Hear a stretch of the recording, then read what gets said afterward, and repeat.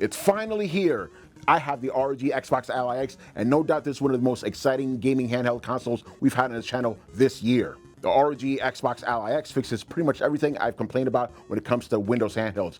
We're talking better design, better performance, better battery life, but at $999, it is a pricey way to play your PC games on the go. So in this episode of Buy or Skip, I'm breaking down the pros and cons for my ROG Xbox Ally review, including how it compares to the Legion Go 2. I've seen you guys asking for comparisons in the comments. Don't worry, I got you. Let's get into it.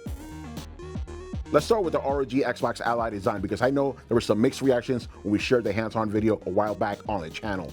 I find the new controller grips to be way more ergonomic. While everyone was worried that it might be too thick, I think this is actually a good thing. The grips feel more like a full-size Xbox controller just split in half. It also helps with weight distribution, a problem most PC gaming handhelds have. Compared to other handhelds I've tried, including the Legion Go 2, longer gaming sessions on Xbox Ally X are more comfortable.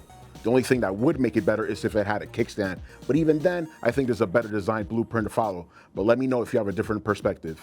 You've heard me complain about this in almost all our gaming handheld videos, but Windows 11 sucks for handhelds. So it goes without saying, I'm hyped about the Xbox UI, also known as the Xbox full screen experience. You can basically ignore Windows 11, at least after setting up the handheld, and jump straight into your games. It feels very SteamOS inspired, which you probably know is my favorite system for all handhelds. But I think Microsoft is really giving Steam a run for its money with this leaner version of Windows 11.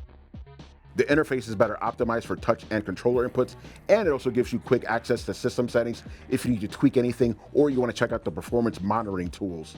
But on top of that, this Xbox UI has another big advantage: better optimization for games. One look at Task Manager and you'll see the desktop isn't even running. There's less Windows 11 bloat running in the background. This gives even better battery life and gaming performance. Speaking of performance, let's talk about the AMD Ryzen AI Z2 Extreme. I'm going to skip the whole AI part because honestly, no games are actually using the NPU for performance yet. What does matter is efficiency. The chip nails the balance between performance and power use, especially compared to the Ryzen Z1 Extreme. Sure, at full power at 35 watts while plugged in, the gains are small, but drop it to 17 watts performance mode, and that's where things get really interesting. AMD has clearly figured out how to squeeze even more out of every watt.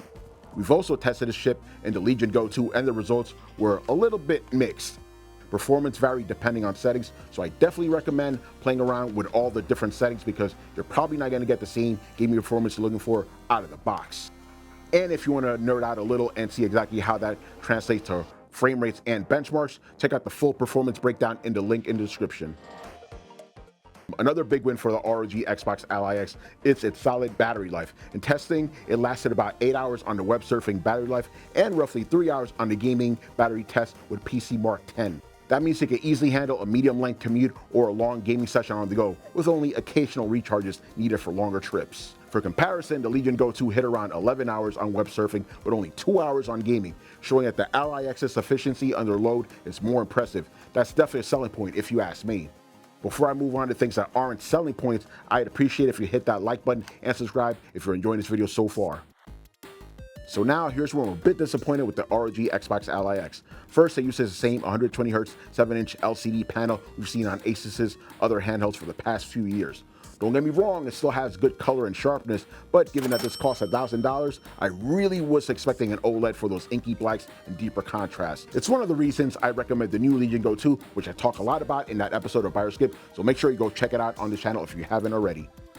And speaking more in particular about that price, it's a hard one to justify to anyone other than a hardcore gaming crowd or those who are serious about taking AAA experiences on the go. There are gaming laptops that can give you better performance for the same costs. Now, what I haven't mentioned so far is the lower spec ROG Xbox Ally. The regular Ally costs $600, which obviously sounds like a huge savings, whether it's in the context of the Ally X or other handhelds like the Legion Go 2. My pal Jason checked out the Xbox Ally and he felt like it didn't deliver the kind of value we were hoping for.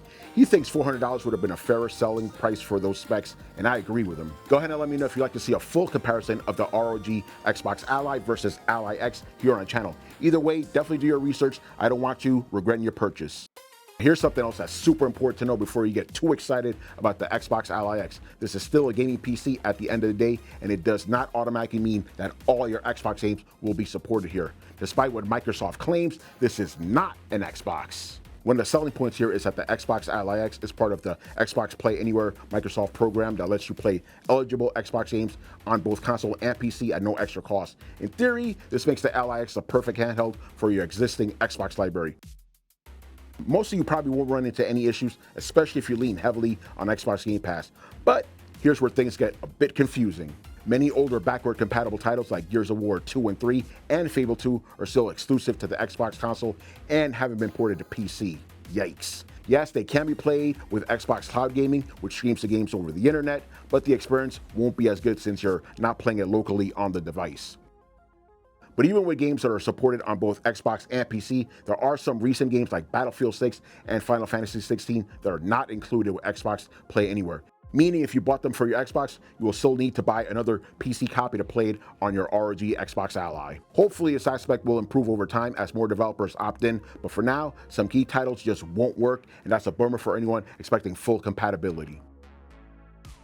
Both the Xbox ROG Ally X and the Legion Go 2 are awesome next-gen handhelds, but they really shine in different ways. The ROG Xbox Ally X is the more affordable pick. It's comfortable to hold, and if you're deep in the Xbox ecosystem, it just makes sense. It's fast, the battery's solid, and it gets the job done whether you're commuting or chilling on the couch. The Legion Go 2, on the other hand, is the more versatile option if you're cool with paying a little bit more. That OLED screen, gorgeous. The kickstand plus detachable controllers gives you more ways to play than the Ally X.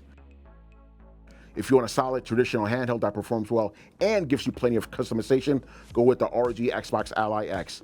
Want a versatile premium handheld that wows every time you pick it up? Legion Go 2 is the way to go. I know we went over a lot in this video, so let me recap.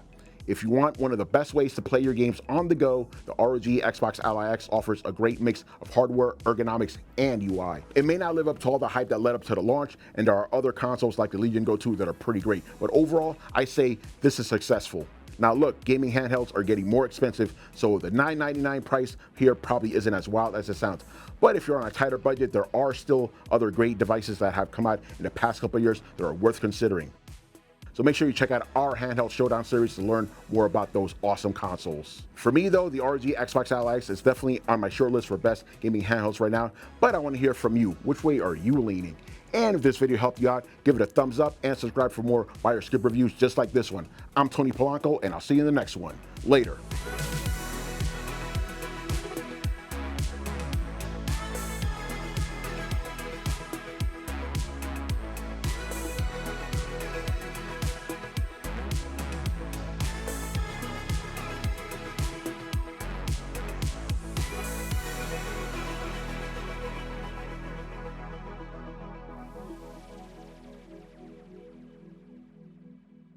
Ooh, the fanboys are gonna get mad with that one.